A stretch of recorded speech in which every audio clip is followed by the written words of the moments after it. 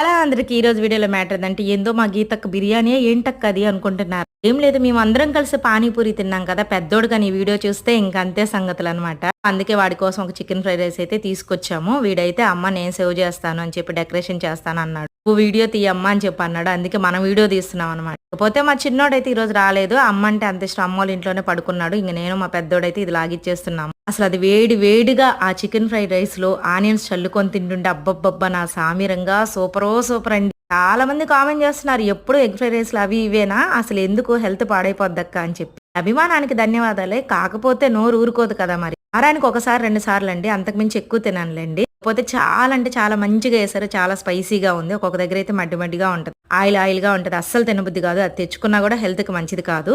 అదనమాట అండి మ్యాటర్. ఈ వీడియో నచ్చితే లైక్ చేయండి. మీలో ఎంతమందికి ఎగ్ ఫ్రైడ్ రైస్లు చికెన్ ఫ్రైడ్ రైస్ ఇష్టమో కామెంట్ చేయండి. దయచేసి దిష్టి పెట్టబాకండి నాయన. ఉంటా బాయ్. థ్యాంక్ యూ అండి.